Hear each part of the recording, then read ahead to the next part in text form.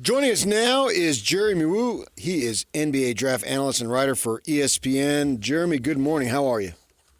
Hey, doing great. Fun time of year, I think, for the draft. Yeah, absolutely. You know, there was a lot of disappointment, obviously, with the Jazz not getting the number one pick after the season of losing, in which they literally set a record for a worse record. But we know they got 5, so we had fun with it. We let our listeners mourn the next day, but then it was time to go to work here. And I think at 5, you got options because I think there's 3, 4, 5 players maybe that they would consider. From your perspective, who would of the players, assuming that it's Flagg, Harper, Bailey, I'm not sure about number 4, but put those 3 to the side. And then who would you consider would be potential candidates at 5, recognizing that player could go 4, obviously? For sure. I think the bucket you're looking at is probably Jeremiah Fears, Trey Johnson, maybe Maluach, although I don't know if he's as good of a fit. Come on, Maluach. Maybe Knipple, Egor Demin. Like, those guys will all be on the board. I don't know.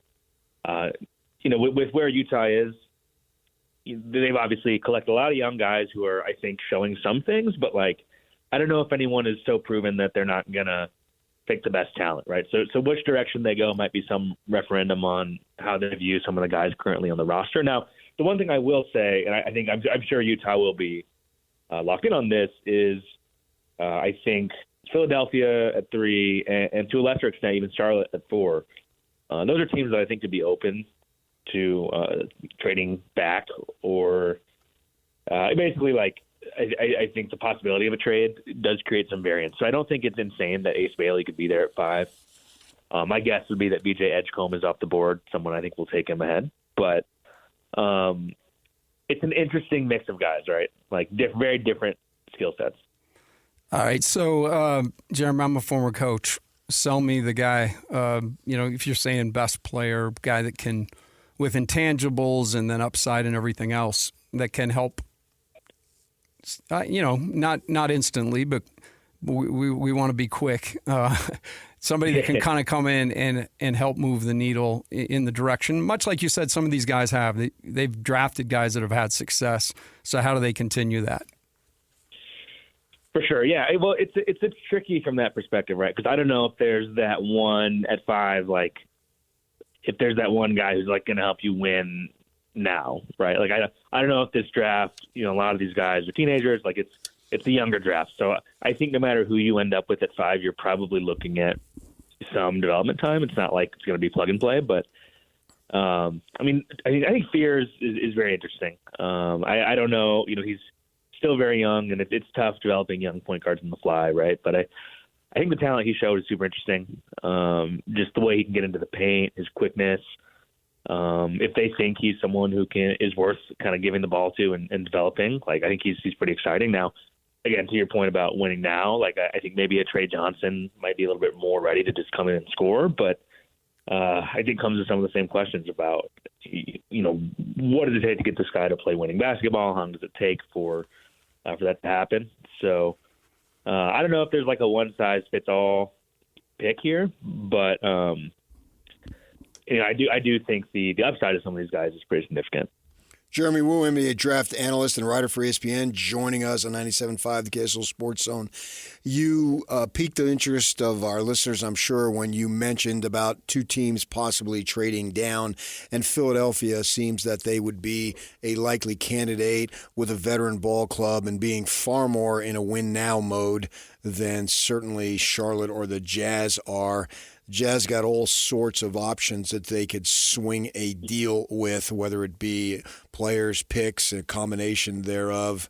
To me, if you are the Jazz and the Sixers call, or you call them and you can have conversations, I don't know that I would go the kitchen sink, but I would probably throw everything close to that, because I think as far as the Jazz rebuild, if they can find a way to get the 3rd pick and the 5th pick, then it's all about expediting this laborious rebuilding process that just seems to be like it's 10 years away from actually getting on the other side of it. And to me, I think you can really jumpstart it if you get the 3rd and 5 pick.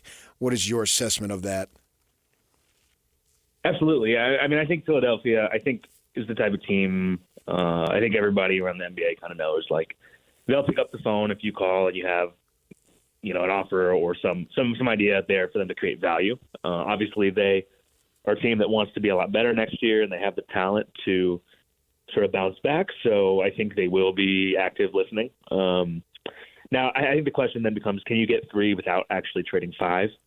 Or are you trading up 2 spots, right? And I think it's more likely just based on – and now, again, like, I don't know what the appetite would be in Philly, and I haven't looked at the contracts for, like a Markkanen or like some of the the veteran guys. But I do think, if you're Utah and you are just totally sold on, say, like BJ Edgecombe, I think you do what it takes to move up 2 spots. Just because, like you said, it's I think people forget, except for the people who are in the midst of it, but like how long and frustrating it can be to just kind of go through these seasons, and it can feel interminable. So I think if there's a chance to get a guy who kind of ignites the team a little bit and sort of gets moving in the right direction, I think you do it. So back to obviously number 1 pick's a foregone conclusion. Give me your thoughts on Harper and Bailey specifically. I've seen people say Bailey could possibly slide, but what are your thoughts on those 2 guys? And do you feel like they're locked into 2 and 3? I think Harper will go 2. If San Antonio stays there, I'm pretty sure that's what they'll do. I think Harper has sort of been a consensus number 2 around the NBA for, a good chunk of the season. I just think the skill set he has as a guy who he makes good decisions with the ball. He's a big ball handler. He's strong. He can get into the paint. I think his shot will continue to improve. Like, there's no one else in that draft who's like has that skill set he has, like that package, and that's kind of in vogue in the NBA. Like the big ball handler who's like worth the amount of usage you're going to give him, who can, run efficient offense. So I think San Antonio will probably just grab him if they don't trade, but I think it's more likely. I think they understand like how lucky they are to have moved up in 3 lotteries in a row. So they don't rub it in. Nah, sorry. But, and then Bailey, I don't think he's a lock to go with 3 at all. I think there's a chance he goes 4. I think there's a chance he gets to 5. I think it just depends on what happens with some of these picks, right? Because I think with Philly, you can argue that, he's the most upside on the board, but you can also argue they don't have time to kind of let him work it out, right? Like, if you watch Rutgers, like, I think 2 things are really evident. One, Bailey is an incredibly talented scorer, but also I think he's very far away in other areas. And I think, defensively it's going to take him time. Like he's got to learn to process the floor better. So I think that's been one of the things around him all year. And it's going to be very interesting to see. I don't think he'll fall too far, but I do think it's like a non-zero chance that he could end up being there at 5 for Utah. Now, you mentioned a local kid. He was just here for 1 season, Egor Demin here, and I believe that, he struggled a little bit, but as the season wore on, he got a little more comfortable, and it was the Kevin Young first year. Everything was so brand new that it was predictable a little bit that, they were going to have their ups and downs, and they got to the Sweet 16, which for BYU is a great achievement. And then, of course, he commits to go to the draft. I think that from what I watched of him, that he's a player that in 3, 4, 5 years is going to be substantially better than he is now, but he's still always going to be 6'9" with long arms and great vision and all the stuff that he needs to do to set other people up. I believe he's going to be a top 10 lottery pick. You even mentioned him as a possibility at 5. Where do you see him? Yeah, I think Egor is one of the guys who it's rare that like you actually see a pro day workout that really moves the needle, because I think everyone knows it's just one setting, and obviously it's not competitive basketball. But I was there. He had a very solid pro day in Chicago, and I think people were talking about it actually. Basically they had him go through a real workout. He shot the ball well. He got a lot of shots up, and it was just a good reminder of his talent, right? Like I didn't catch BYU live during the season, so it was my first look, and I think at least up close, just at his physical the tools he has, and I was impressed. And I think BYU did a good job. It's just there's not a lot of guys, like you said, with that type of size and very real passing vision. And I think people are going to harp on, rightfully, some of the struggles he had, like beating guys one-on-one in space. I don't think he's going to be an isolation player, right? That's not what he is, but can he be a guy who runs offense and ball screens? Yeah, I think so. He can see over the defense. He can make a lot of these different passes. So I'm intrigued. I don't know. I think 5 is probably higher than I would do it, but I think obviously Utah probably knows as much, if not more, about him than any other team, with just the proximity to BYU and obviously Danny Ainge. So I think it'll be a consideration. I don't know if that's what they do, but they will obviously know enough to make an educated choice there. Who's somebody that you feel like it happens every year, but somebody that's maybe overlooked, has a ton of talent, and will end up being a real value for somebody in the first round? Give me a name. Yeah, the guy who I really like, who is currently on our mock and ESPN, we have him outside the lottery right now, but the guy who I've been high on all year is Will Riley from Illinois. I just think he's a very, very interesting guy. 2 or 3 years from now, what can he be? I mean, he's excellent size. I think he's going to really shoot the ball well. I think his feel for scoring and passing is pretty strong, and he's very young. So I live in Chicago, so I see Illinois a lot. So I probably had the benefit. And maybe this is bad bias, whatever. But the amount of times I saw him, I was very impressed. So I think as his body fills out, which is going to take time, but I think he's someone who might be undervalued, but also I think could end up sneaking into the back of the lottery potentially. So we'll see. Jeremy Woo from ESPN joining us. Is Knipple the best shooter in the draft? I think today, yes. I think I'm comfortable saying that. There are a lot of pretty solid shooters, actually. I mean, I think Trey Johnson is probably up there. But probably, I think just based off the season we had, I think it's fair to say that.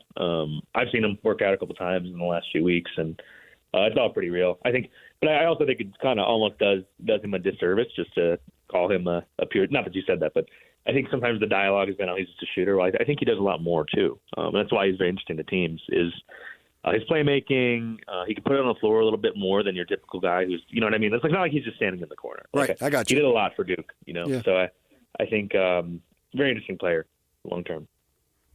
Your thoughts on if he were to be available at 5, would Con Knipple be a solid choice, or would that be a little high for you? What's your thought on him? I guess in comparison to maybe like he and Trey Johnson are on the board. For sure. Yeah, I think it depends what you want. I don't think it would be crazy. I don't think it's bad value, just based on the year he had. But they're a little bit different, right? Like I think Con is more of like a ball mover. He doesn't necessarily need to have the ball, but he will make the right decision a lot. He will help other guys on the floor. He'll space it. Trey Johnson's more of a guy where like he wants the ball in his hands. He wants to be the guy creating the shot. Sometimes it's to his detriment. I think sometimes he can be a little bit too aggressive hunting shots, but he can really score. And it kind of just depends like how you value. I think Trey is a little bit longer. Con is a little bit stronger. Like different body types, different skill sets, right? But I don't think there's that much separating them. It just depends kind of what you want. Flush out the depth of the draft for us, because the Jazz also have Minnesota's pick at 21.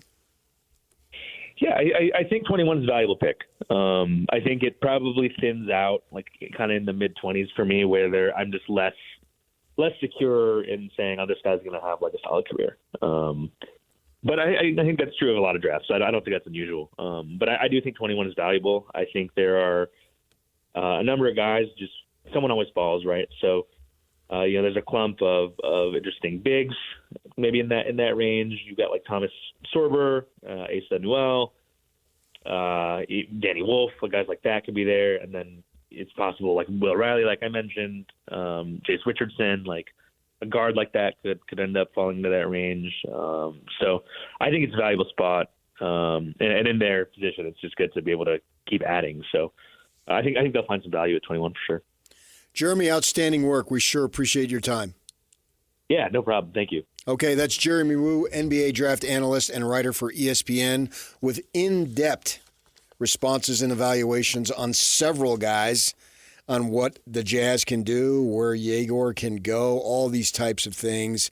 We've got just about a month and 4 days before the NBA draft, and the drafts now.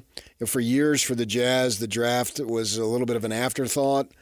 But in a rebuild, it's always first and foremost on the list once the season ends, for sure. And then even actually during the season, when you're losing at a record rate, you're looking forward to the draft, because that is probably, I would say, the best way for this team to improve. They can make trades. I think you take all the options that are available and trying to make the team better. But I think right now, Tim, the best way for the Jazz to improve and get back in contention is through the draft. Yeah, because like you said, so many deals can kind of hover around it. I do believe where the Jazz are right now, it's not ideal. They would love to be higher. But I think, I do think they have the ability. We listened to Jeremy talk about some of the options. And we know that Justin and Danny really pride themselves on this process. So, yeah, this is an exciting couple of weeks here. It will be another step. And I think a lot of really cool options could come out of it. We just have to see who's willing to play ball and what's out there. But I know the Jazz will be, they're working the phones big time. And I want the third and the fifth pick bad. You're already young. You would get younger if that is hard to believe, but that's what it would be. So you give 21 as opposed to in the deal, you give a player in 21? If I can get the third and the fifth pick, as I said earlier to Jeremy, everything but the kitchen sink within reason, I do it, because I love your point of getting the guys together and letting them play this year rather than getting them next year. And plus, you would probably lose this year because you would be even younger. And then at some point, the basketball gods got to shine on them. AJ DeBanza, come on up. I mean, he's right here in town. He's played high school basketball in this state, for heaven's sakes. Number one player. If you call it high school basketball. Well, hey, everything's changed. It's still high school basketball, but with a twist. Yes. Okay. I'll go with that. But then, you have that opportunity again next year. If you can pull off the big game hunting that Danny Ray talked about last year, great. But that just seems like a long shot.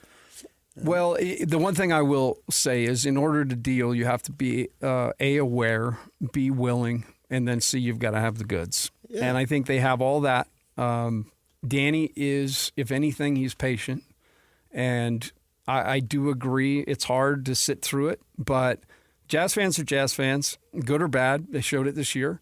I will just say I feel like exciting times, here in the next couple of weeks are upon us. Okay, there it is. Yeah, all right. And if I could tell you, I'll just leave it at that. I will not say anything about anything else. Just leave it at that. All right, we'll get you caught up, talk about some NBA games.